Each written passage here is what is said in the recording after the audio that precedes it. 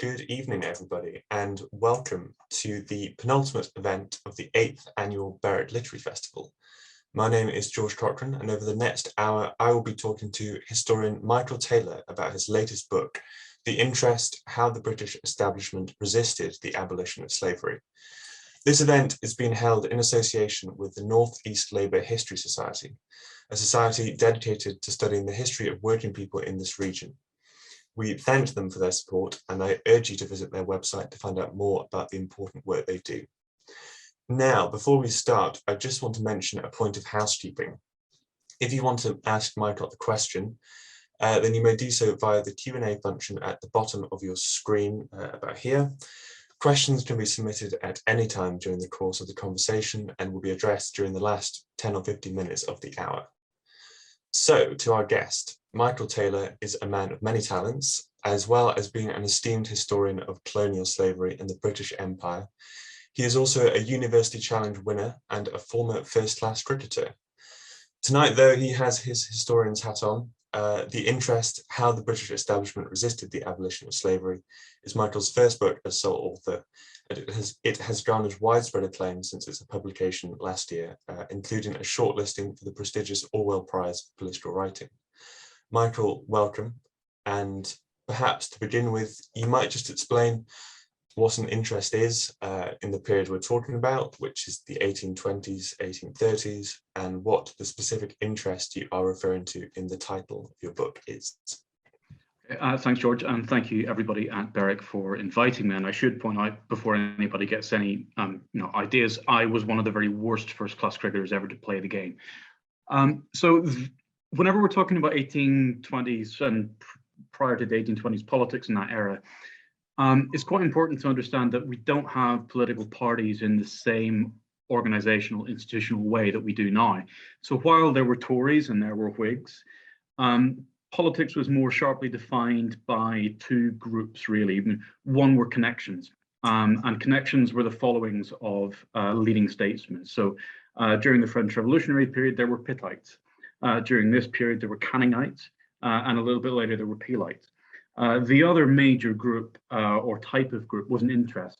And interests were composed not only of MPs and peers, but of journalists and businessmen and clergymen and intellectuals who were united by a specific concern. So, for example, there was the landed interest, which was concerned with promoting basically the health of the agricultural economy and upholding the corn laws, which guaranteed farmers a certain price for their bread.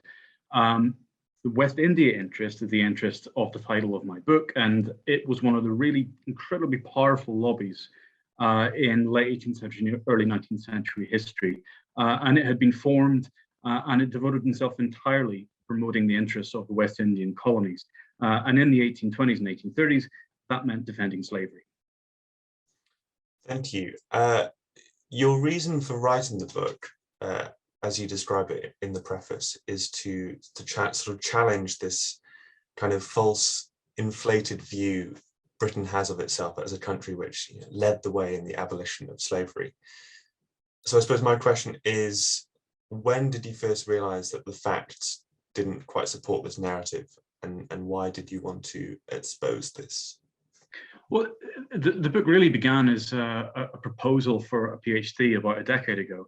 And it was quite narrow in its focus at first. It was only going to be about the relationship between theology and slavery in Britain. But a little bit of research soon revealed that there was an absolute mass of pro-slavery material produced in the 50 years between 1870 and 1830, or 60 years. And it wasn't just produced by a few nut jobs who had a vested interest or the most reactionary types in defending slavery. It was something that was often seen across the political divide of people of different religious persuasions. And it was produced in churches, in universities, in major periodical presses, in newspapers, in Parliament. And so it really became clear very quickly that so far from always being an abolitionist nation, Britain was really quite pro-slavery until after the fact. And if part of history is really just getting things right and just getting facts down in the page, it was always something that really grated on me that certain parts of British politics regarded the abolition of slavery as a uniquely British triumph, and that British led the way. And you can, if you open the editorial pages of the Sunday Telegraph or the Spectator, even now, every week, you will see something of that ilk. It just isn't true. The French abolished colonial slavery in 1794, even though Napoleon later reinstated it. Haiti abolished slavery in its constitution in 1804. The vast majority of Latin America abolished slavery whenever it declared independence from the Spanish Empire. Almost all American states north of the Mason-Dixon line had abolished slavery within their states by the time that the British Anti-Slavery Society had even been formed. So this idea that Britain was a pioneering force in abolition is just complete bunk. And that was really one of the reasons for wanting to write this book. One of the names that people who put this view forward of Britain, one of the names they'll mention is probably William Wilberforce. But Wilberforce was only really involved in the abolition of the slave trade in 1807, right? And as you point out, slavery continued for decades beyond that, and for the slaves themselves, they experienced no material change in their circumstances. So I suppose, why was slavery allowed to continue? I mean, why, after successfulully abolishing the slave trade, did Wilberforce and his anti-slave trade campaigners not then push for total abolition? Yeah, I think it's another misconception that the abolition of the slave trade in 1807 meant the abolition of slavery itself. That, again, it's just not true. So while there was a society formed for promoting the abolition of the slave trade in 1787, and it eventually succeeded in 1807, this left slavery completely intact. There were 700,000 people who were enslaved in the British Caribbean in 1807. So whenever the last slave ship docked on New Year's Day in 1808, and this is, again, another, we shouldn't get ahead of ourselves in thinking Britain was unique in this, because every American state, apart from South Carolina, had already abolished the international slave trade by then. It did nothing for those people who remained in slavery. In Jamaica itself, there were more enslaved people than there were people of any description in any British city except for London. And the initial abolitionist campaign didn't attack slavery itself for a number of reasons. The first was they thought it was going to be too much. It was politically too difficult to do.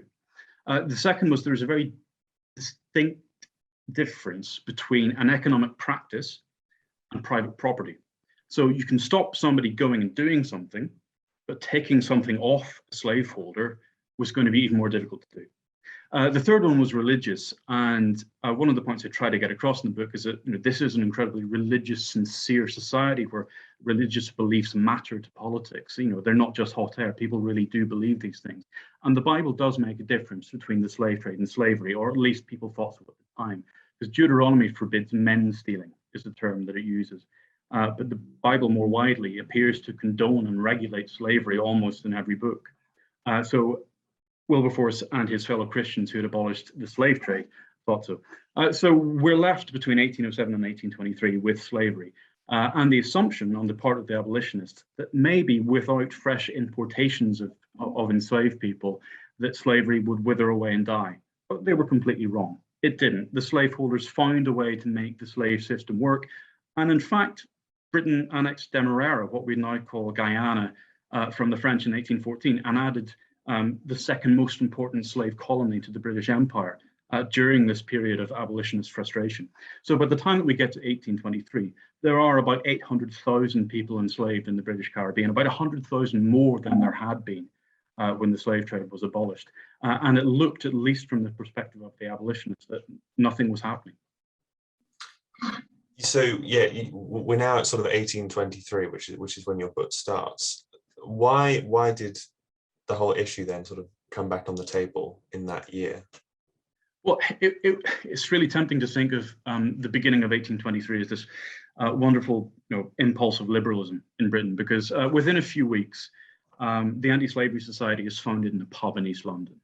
And then Daniel O'Connell founds the Catholic Association in Ireland in order to acquire full civil rights for Catholics under the British Constitution. And at the same time in London, the Philhellenic Society is formed, which is going to advocate for Greek independence from the Ottomans. It's also the end of a period of aggressive social and political conservatism and repression in Britain.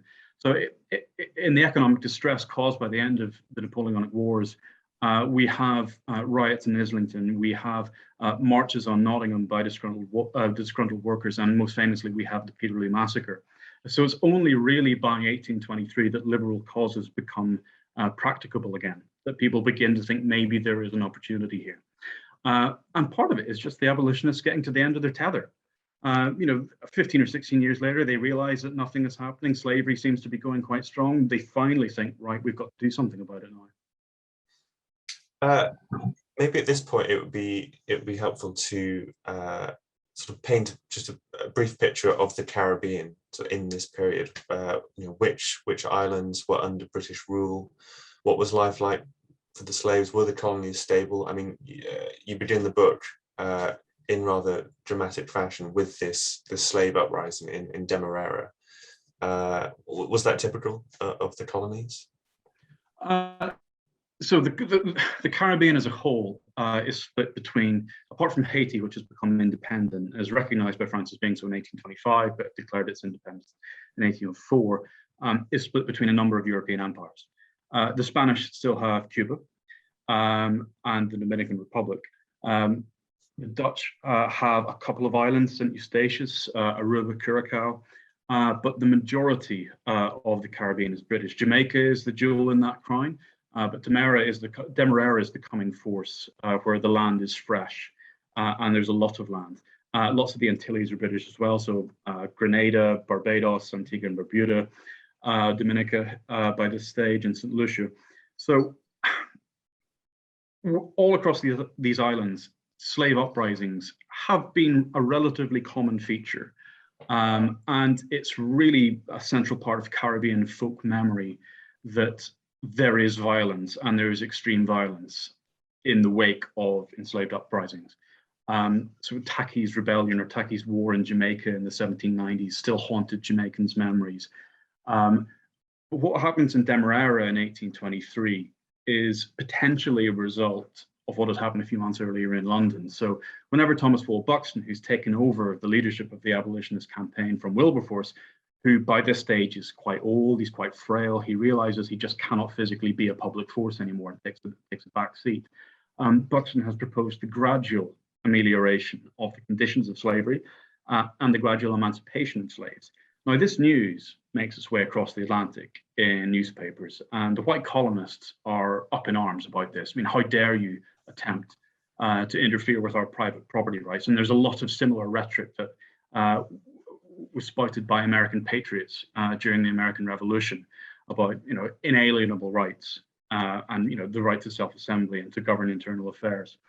But what happens whenever this news reaches Demerara is that it's misinterpreted by a number of enslaved people who seem to think that the British Parliament, rather than just beginning to discuss the idea, had actually affected emancipation and that this freedom was being withheld from them by their masters.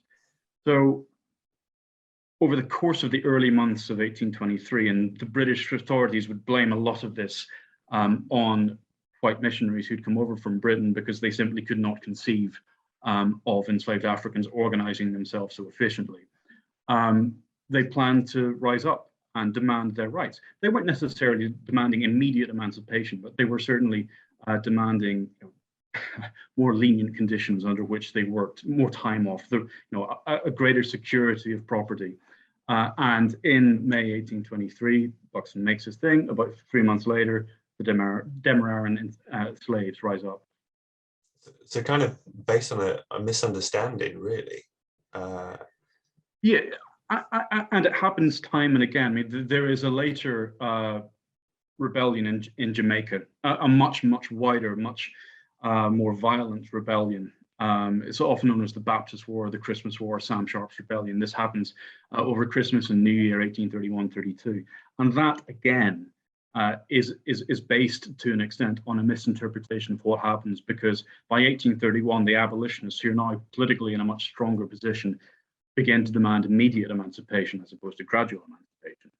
And again, there's this process of maybe we would once have called Chinese whispers, and the next person down the line mishears it slightly, and suddenly the impression is created among the enslaved population of northern Jamaica that once again their rights are being withheld. and again, they rise up to seize what they regard as rightfully theirs. So to return to the interests now, you've told us who they were and what they represented. What were some of their key arguments in support of slavery?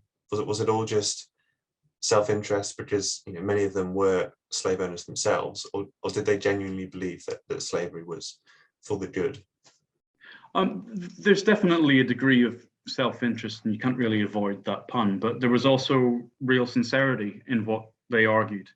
And these were not just small pamphlets or one-liners. They were commissioning people to write 400 or 500-page books on economics in order to defend the slave system.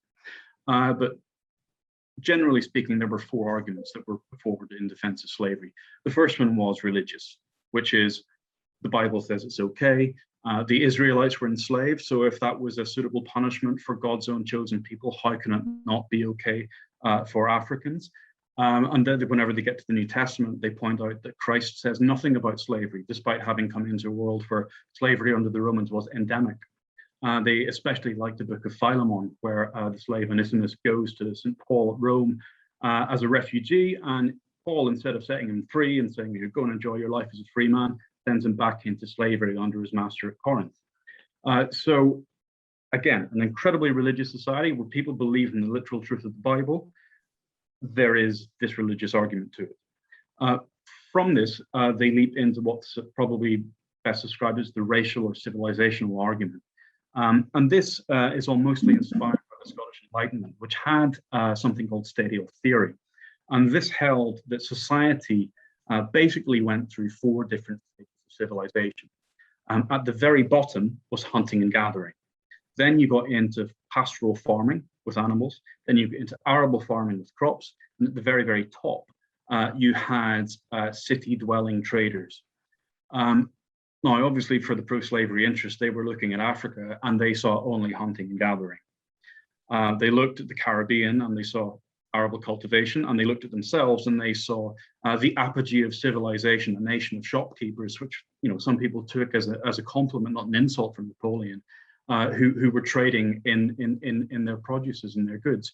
So they genuinely regarded slavery as a means of civilizing what they Africans, whom they regarded as, and the language they used was barbarous and savage. They thought they were doing everybody a favor, really, by enslaving them and tutoring them in the ways of European civilization.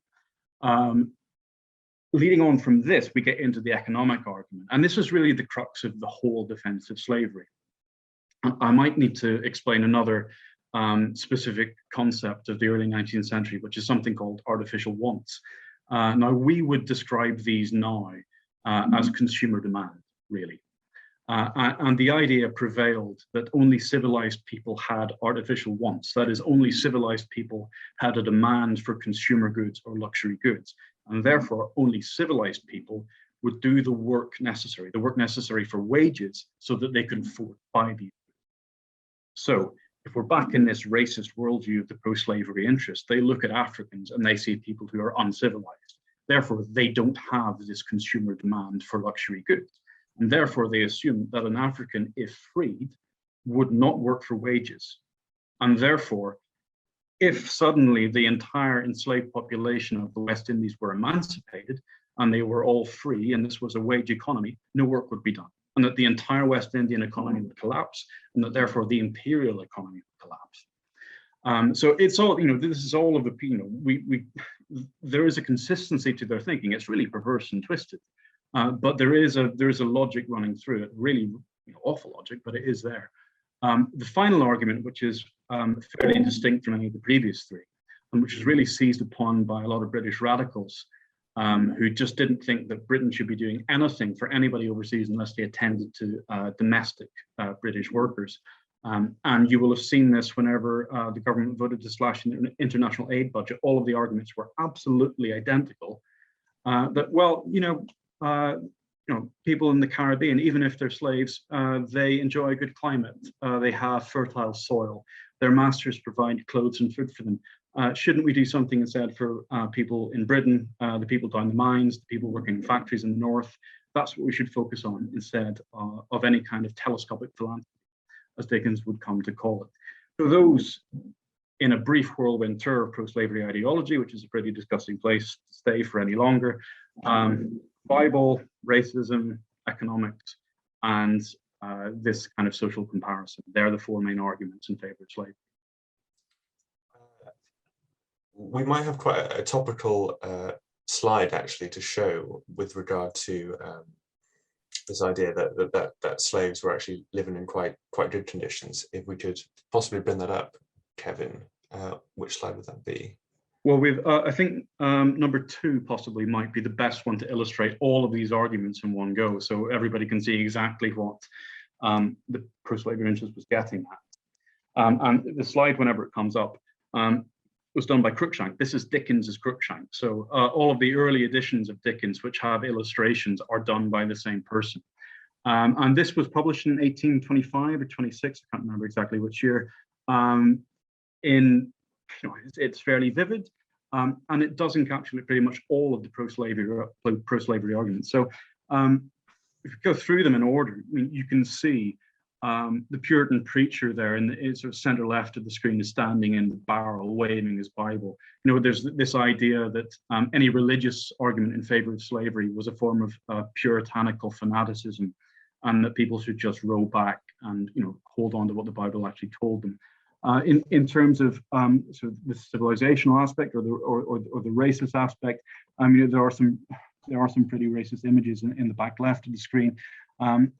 In terms of the social comparison argument, I mean, you can see at the front of the screen a man in the blue coat looking through the telescope, and in front of the telescope you have an abolitionist, a Puritan, holding up what is represented in this in print to be a false image of what slavery is like. And behind that false image, you can see Crookshank depicting society in the West Indies as effectively a beach party.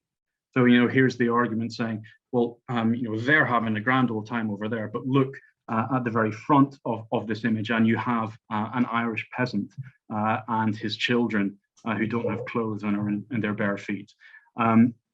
You may also see, I don't know if you can make out in sort of the prints, like the one in pink and the one in green on top of the building. It says free sugar warehouse in East India sugar. I mean, this is part of the economic argument, because the West Indians developed this incredibly sophisticated protectionist political economy to defend the West Indies. On the other side of it, the abolitionists were arguing that everybody should import sugar from the East Indies, where there isn't formal slavery. And so there's this division between West Indian sugar and East Indian sugar, the division between slave labor and free labor. And, you know, in the end, the East Indians obviously win that argument. But at the time, the abolitionists, by allying themselves with the East Indians, were accused of hypocrisy, because not just a few abolitionists also held stock in the East India Company. The telescope does raise something else though, which is worth saying. I think that, and it sounds obvious, but the West Indies was a long way away, and part of the support for slavery, as you say in the book, was also ignorance. You know, most people hadn't been to the West Indies. Many slaveholders hadn't even, you know, seen their own slave colonies, and you know, they were fed images like this, and they kind of believed them because they had no other evidence. Well, was ignorance a large part of it? There was a hell of a lot of ignorance, and in the 1820s, a lot of people, maybe even the majority of people in Britain, hadn't travelled outside their parish before or their county, let alone gone to Barbados. So what we have is what so the great historian of slavery, Catherine Hall, has described as a war of representation. You have the pro-slavery interest and the anti-slavery interest, both putting forward their images of the West Indies. And, you know, this is what happened. You know, the West Indians have, to a much greater extent, experience of the West Indies. And so they say, well, we are the men on the spot. We've actually been there. We can tell you what it's really like. So just ignore these abolitionists who've never been there. So of the later generation of abolitionists, I don't think any of the major figures have ever been in the Caribbean. And so this was a major rhetorical weakness on their part. They were relying on secondhand testimony. This is why, so the story of somebody like Mary Prince, who comes to Britain in the 1820s and is abandoned in a sort of in a limbo of legal status, is able to give the Anti-Slavery Society a first-hand account of exactly what she had experienced in the slave colonies and why that proved so valuable to the campaign to persuade people that the state of enslavement was just abhorrent and should be abolished. I would like to talk about the role of the media, actually. Certainly at the start of the 1820s, most of the British media was kind of pro-slavery. And I was astonished by just how rich the print culture was in this period. These sort of pamphlets and periodicals and newspapers sold in their thousands, sort of figures that newspapers today would look at with envy, I suspect. Especially given the fact that this is not an enormously literate society just yet. You know, there isn't a widespread system of primary or secondary education. So it's fair to say that the educated reading public absolutely devoured periodicals and newspapers and pamphlets and books. And in this period where Britain is really beginning to reach the apogee of its global power. I mean, it's probably still Russia, I think, in the 1820s, that is the most powerful nation, certainly militarily. But certainly in the Atlantic world, the British periodical press, by which I mean, you know, the monthly or the quarterly journals, which churned out serious articles of length and sophistication, were arguably the most powerful influence on public discourse and public ideas in the Western world. And in this arena where you need to win the print war, the abolitionists are losing for a very long time. They only have the Edinburgh Review, which is a notable liberal publication, and the Westminster Review, which is more of a radical publication. But if you go around all of the other major national publications, they're all in the pro-slavery pocket. The Times is a pro-slavery publication. The Spectator, when it's founded, is a pro-slavery publication. Quarterly Review is arguably the most influential magazine or journal in the world. It's pro-slavery. So is Blackwood's Edinburgh Magazine, so is the Gentleman's Magazine, so is Fraser's Magazine. And these are what everybody is reading. And one of the things I discovered, and I think I was safe to say I was the first person who discovered these sources, were of the Literary Committee of the West India Interest, which is the small subcommittee that they put together to develop contacts with people in the British press and to make sure that favourable articles would get placed in the right publications, and that if such a publication published a pro-slavery article, they'd get a couple of thousand of copies free that they could distribute to their friends and to important people. And it really goes, and from this you can build out a pro-slavery propaganda campaign that absolutely flooded Britain's readers with pro-slavery bills for at least the first 7 or 8 years of the controversy over slavery. And it was only really after 1830 and 31 that some of these publications began to be persuaded that a wider British political public was beginning to believe the abolitionists over the slaveholders, and therefore they began to change their tone and their position in this debate. We can probably take that slide down now, Kevin. Thank you. Another institution that was biased in favour of the interest was Parliament. Maybe you should talk about how sort of the electoral system in the 1820s favoured the interest. Yeah, so I think we will need it. It may be in a little bit, Colin, if we could get slide 7 up. It'd be quite useful to look at that. But the unreformed parliamentary system is nothing like the system that we have today. Very few people could vote. Only a couple of 100,000 people in a country of between 15 and 20 million people could vote. There were roughly the same number of MPs, give or take, about between 600 and 680 at any given stage. But the idea that these MPs were distributed equitably, even among the very small number of people who could vote, is absolute rubbish. To give you an example, at the start of this decade in 1821, Cornwall had 44 MPs. The whole of Scotland had 45. There are, the notorious places like Old Sarum, where nobody lived, but there were 2 MPs. Gatton in East Surrey had 7 voters, 2 MPs. Bossiney in Cornwall had 5 buildings in the village, but it had 2 MPs. So if you could control these boroughs, these pocket and rotten boroughs as they were known, that could give you a really disproportionate influence over the proceedings in Parliament.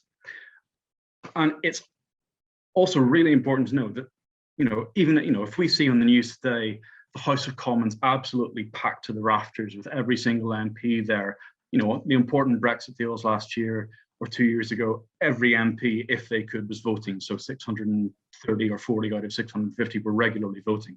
This is not the case in the 1820s. There are lots of people who hold parliamentary seats just as a hobby, or just for the sake of the prestige. They don't turn up, they don't give speeches, they don't really care. So if you can marshal a large number of MPs to make sure they are in the chamber whenever an issue of importance is coming to a vote, then you can really determine what's going to happen. And the slide ahead of you is hopefully quite a good indication of the strength that the West Indians had, at least at the start of this decade. The blue line is the number of MPs that an historian called Barry Hickman had calculated for the West India interest in the 60s. Now, using the Legacies of British Slave Ownership Project database from UCL, I was able to sort of, basically recalculate, because we know so much more about not only Parliament, but also about slaveholders. So the red line is the number of West India MPs that the interest could actually control, the number of votes in the House of Commons they could actually dictate. And so if you can, at the start of this decade in the first Parliament, get 94 MPs to vote in your favour, when there might not be very many MPs in Parliament, nothing is going anywhere if you don't want it to. And throughout the 1820s, it was the Tories who were in power, and to generalise, they were sort of largely, many of them were partially interested themselves or were sort of sympathetic towards it. One particular character who was always frustrating the abolitionists was George Canning. Maybe you could talk about him for a little bit. Sure. So the Prime Minister in 1823 and until 1827 is Robert Jenkinson, who's Lord Liverpool. But he is really, I think it's fair to say by this stage, he's a backseat Prime Minister. He's a managerial Prime Minister. He sits in the Lords, so he doesn't have, he's not in the Commons at all. So not only the Foreign Secretary, but also the leader of the House of Commons, which is an incredibly important role in the 19th century, is George Canning, who is arguably one of the great lost leaders of British history, because there's no denying he was a genius as a diplomat, as a political manager. He was a complete bastard, but that came with the territory of somebody who was going to marshal Parliament in defiance of abolitionism, at least while he could. So in order to get anything done, you had to get Canning on side. Because he controlled the schedule of what was going to happen, and he was also effectively the Prime Minister, if not in name. Some people have tried to argue that, Canning wasn't all that bad, because in 1823, in immediate response to the first proposal for emancipation, he says, well, hold on, we'll put forward a series of resolutions to ensure that slave conditions are ameliorated, that they're improved, and that we'll try to get something done eventually. And some historians have tried to interpret that as Canning being an abolitionist, but that really wasn't. He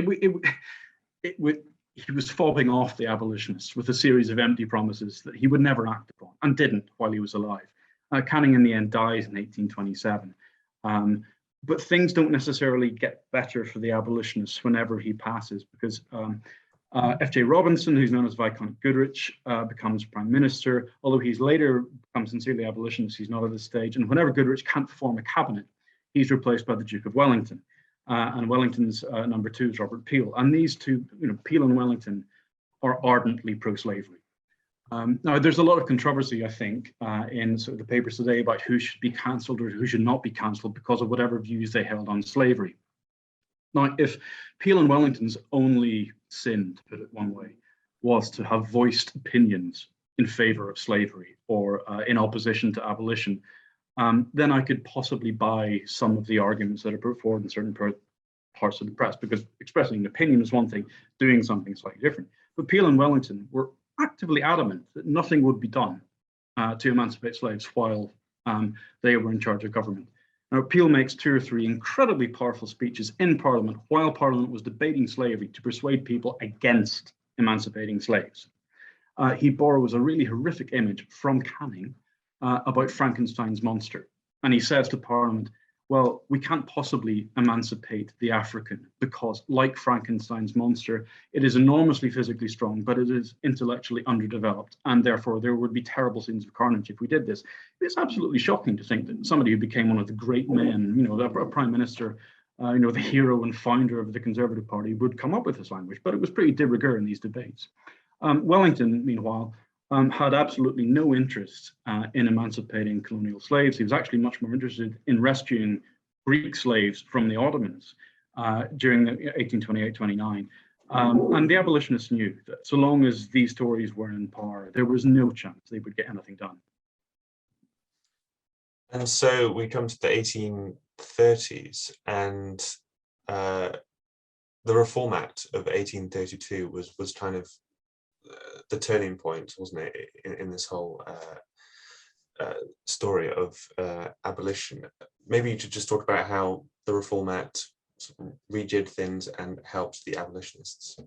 Sure. So the Reform Act is only possible because in 1830, Wellington gets up in the House of Lords and says, I will never do anything about parliamentary reform.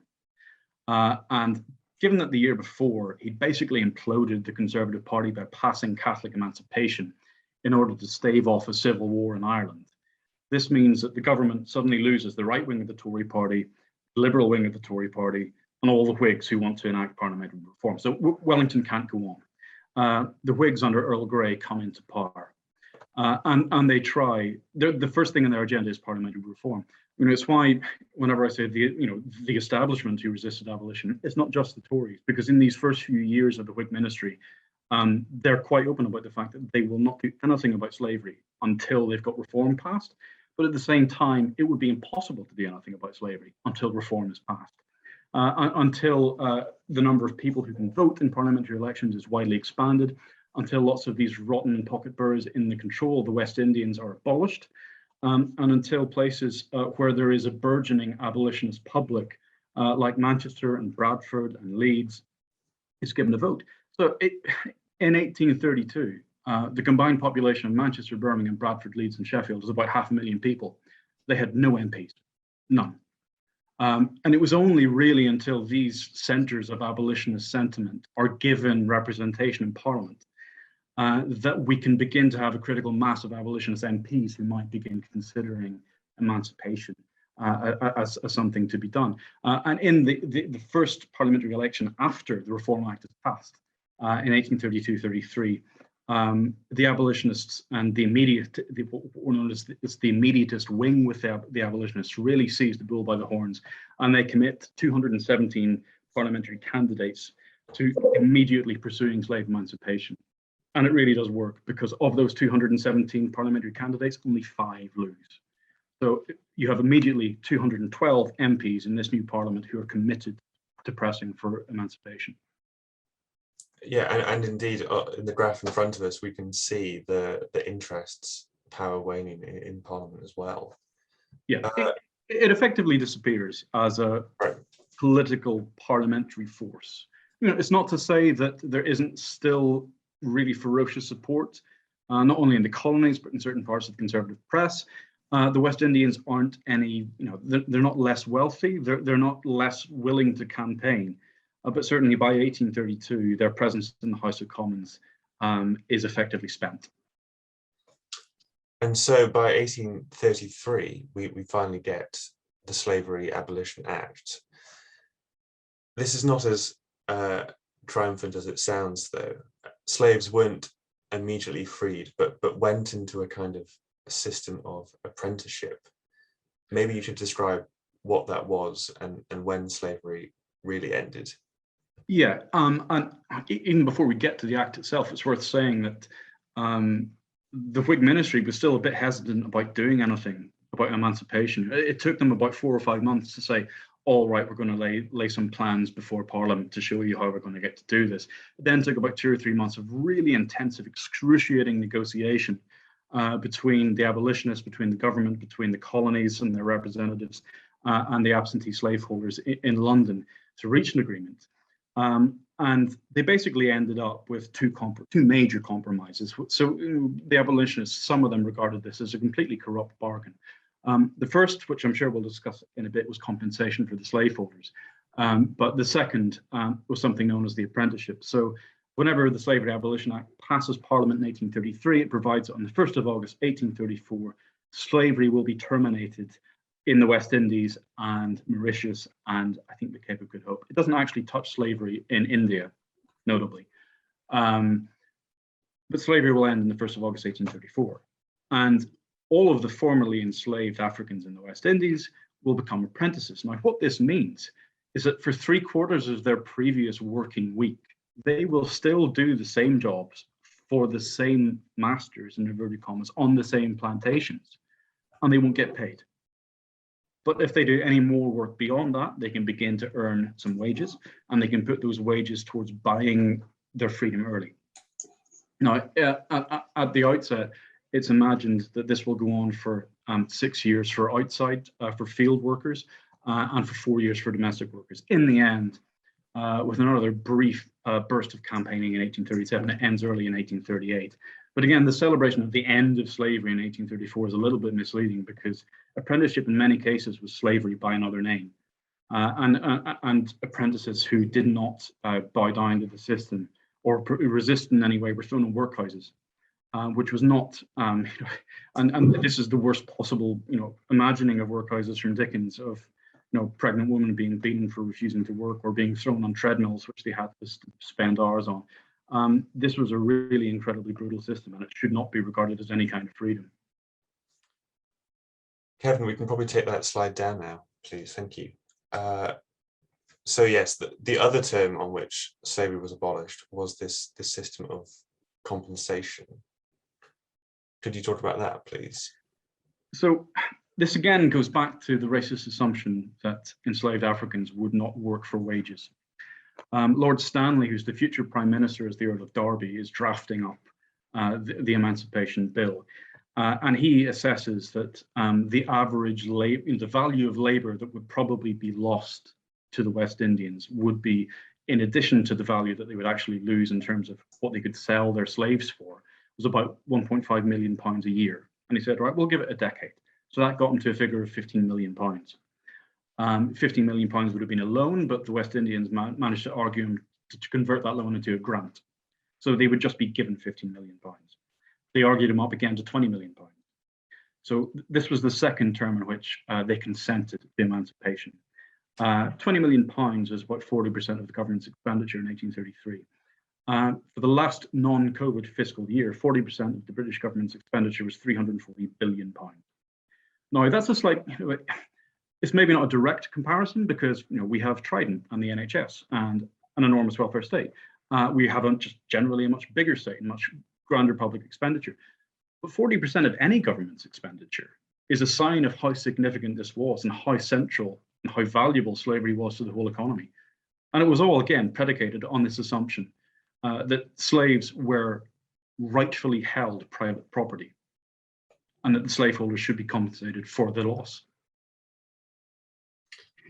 And we were still paying this loan back quite recently, right? Yeah, it took until 2015 to pay off that loan.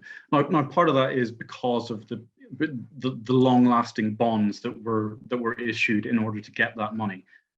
But another part of it is simply just the enormous sum that £20 million was in 1833. How long will it take us to pay off COVID relief? It could be another century. But yes, it took until 2015. And in 2017, the Treasury completely ham-fistedly tweeted its congratulations to the British public for having done their bit to end slavery. And it wasn't lost on a lot of people that the Treasury was effectively congratulating Black Britons who might have been the descendants of slaves for paying off the slaveholders who had enslaved their ancestors. So as much as they might want to celebrate that, there is still a continuous economic and financial link between that event and recent fiscal policies. Which is just another way in which slavery still is a live issue, which is what you argue towards the end of your book. And if we may, approach your last chapter where you sort of bring things into the present day. You talked about some of the ways in which the effects of slavery are still felt today in the Caribbean. Could you outline some of those ways?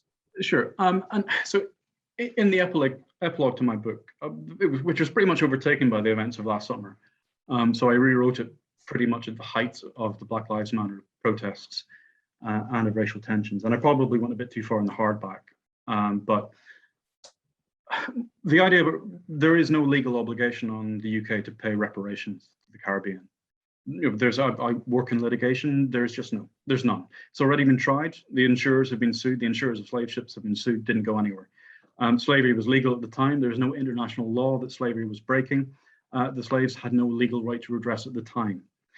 But I think there's an incredibly strong moral imperative for Britain to do something if it can be proven that there's a direct cause and effect between enslavement in the 19th century and the problems experienced by the Caribbean today. So the Caribbean Reparations Commission has identified 10 almost ways of reparations in kind. One of them, for example, is the unprecedented extent of diabetes in the West Indies, which is almost certainly a direct result of having sugar as the staple crop that has been grown there for over 400 years. There is the fact that under British navigation laws, there could not be factories in the Caribbean. The Caribbean colonies, even the white colonists, had to import everything from Britain. Therefore, the Caribbean was a long way behind the rest of the world in terms of industrialization. There was no welfare state. There were no hospitals. There was no education. And so if we can prove that there is this chain of cause and effect between the problems experienced today in the Caribbean and the effect of enslavement in the 18th and 19th century and further back, then why would we not, as part of our supposed commitment to international aid, do our bit to try and remedy those problems?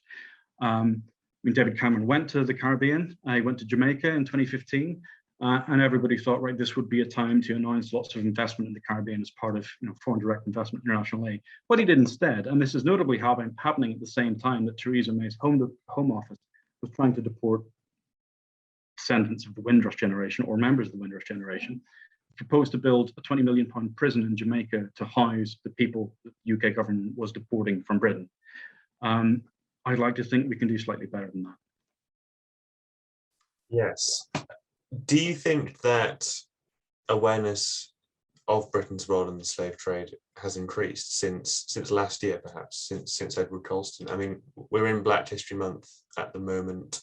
I've just been reading about how in Glasgow and Bristol, which were major slaveholding towns, councils have set up these walking tours where people can explore their cities' connections with slavery. Is there a greater awareness, do you think? I would hope so. In fact, I'm almost certain there's greater awareness. I'm unsure whether or not it's the right kind of awareness. Whether the reaction to protests and the reaction to campaigning has been a knee-jerk, well, we abolished it, so what's the problem? Well, yes, but you shouldn't congratulate a criminal for stopping his crime, really. And Britons at the time didn't, even the abolitionists, even though they might have celebrated their achievement, they did not think this was a cause of British greatness or of British greatness.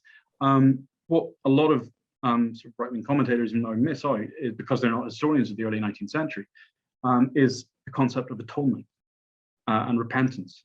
Abolition and emancipation were means of atoning for and repenting for the sin of slaving and enslavement. While Britain did an enormous amount of good thereafter by prosecuting the international slave trade, that was still part of the same atonement. It was still part of the same repentance. It was not a means of flag waving, of self-congratulation.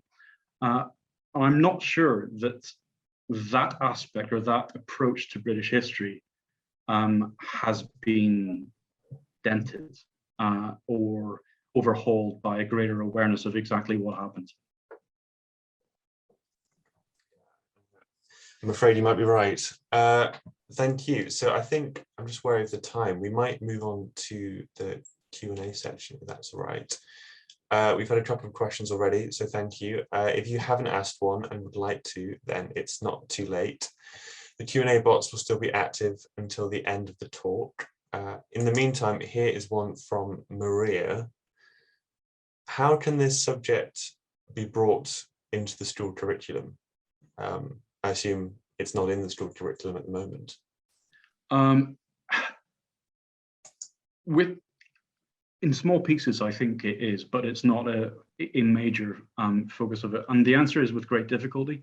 The problem with this is that it's a rather postmodern narrative in that there isn't a comfortable ending to it. So you can begin with, Francis Drake hijacking a Portuguese slave ship in the 1560s.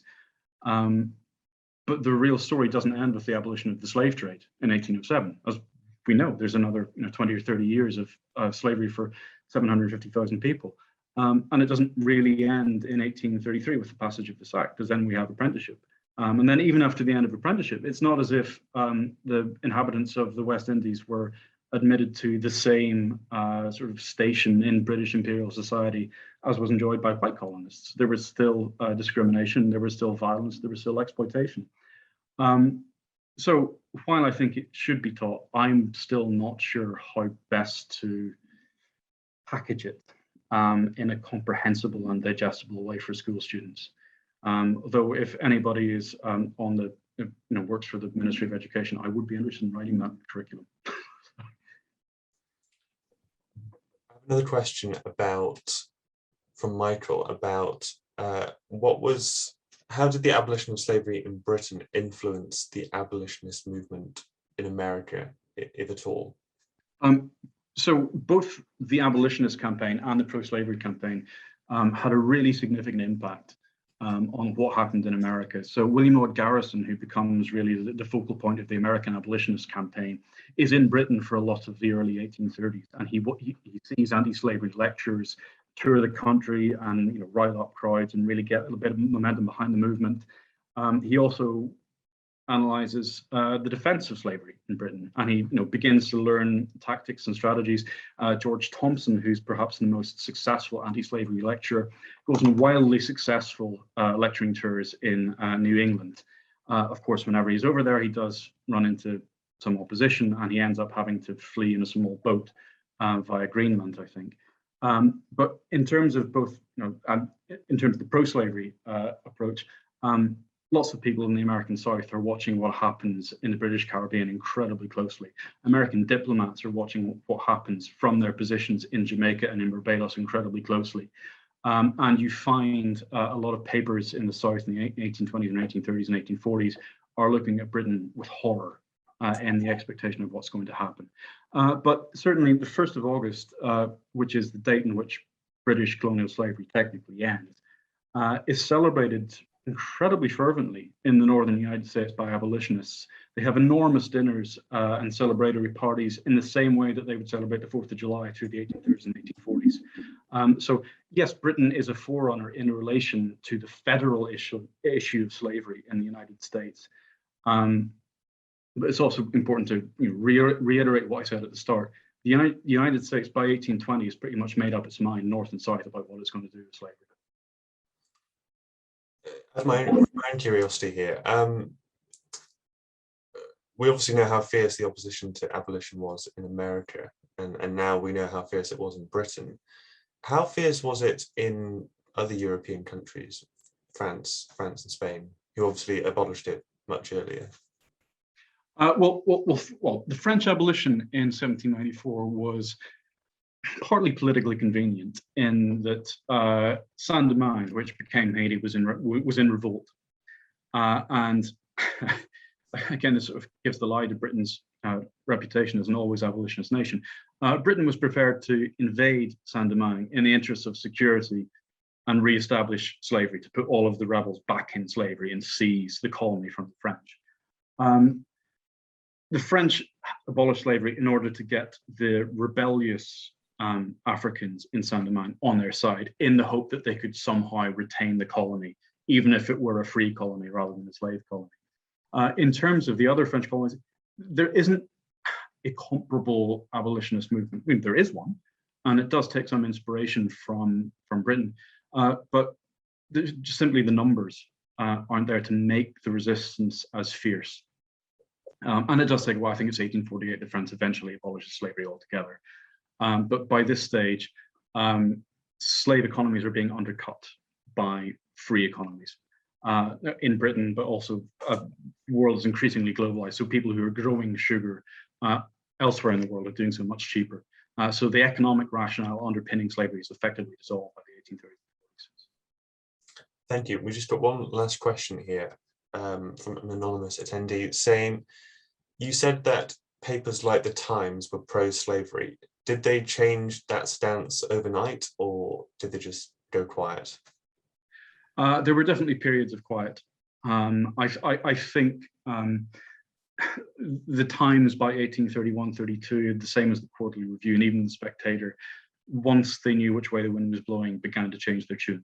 And were certainly not averse to celebrating emancipation as a great triumph of which they had always been supportive. It's worth pointing out that all of this pro-slavery rhetoric in Parliament and in papers and in periodicals was always prefaced, well, okay, we all know that slavery is an evil thing, but these are the reasons why we should keep it. I don't think that's much of a defense, because if you know that slavery is a bad thing and you defend it, you're doing a bad thing. If you know that slavery is, so if you don't know it's a bad thing, you defend it, you're doing a bad thing. If you know slavery is evil and you still think fit to defend it, then you're doing something even worse, and your hypocrisy is just manifest. So I'm not sure many publications in the 1820s and 30s covered themselves in glory. And also, pro-slavery politicians like Gladstone very quickly changed their tune, didn't they?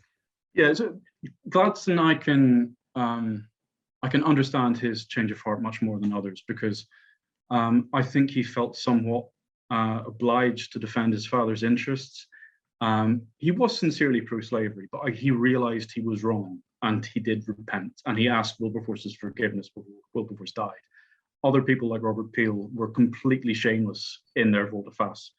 So by the early 1840s, he will be, trumpeting British abolition as one of the greatest achievements in humanitarian history, having argued against it for all that he was worth during the 1820s and 1830s. We've got a nice comment here just to round off from another Michael. It may please the people of Berwick to know that the Berwick Advertiser opposed slavery from its founding in 1808. So everybody in the Northeast should be relatively happy with where they stand, because if you're not an Atlantic port, the likelihood of you having slaves, or if you're from an industrial part of the UK, the likelihood of it being a pro-slavery place are much diminished.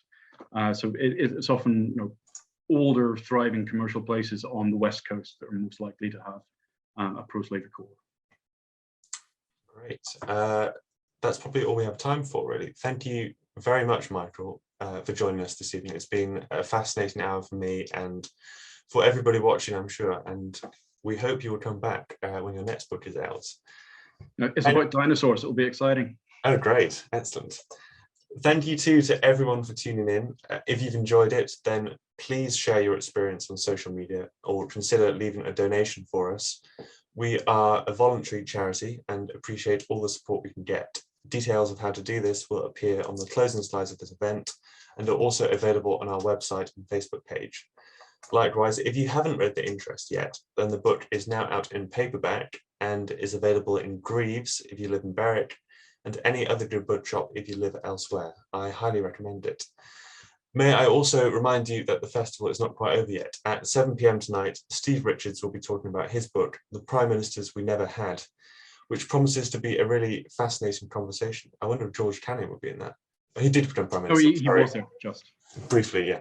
Sorry. Alternatively, if you want to catch up on an event you missed, then all of the events from across the festival will be put up on our YouTube channel before long. So it's well worth subscribing to that. And that's about it, I think. Thank you again, Michael, and to everyone watching. Thank you. And yeah, we look forward to seeing you all in person, hopefully in 2022. Enjoy the rest of your evening.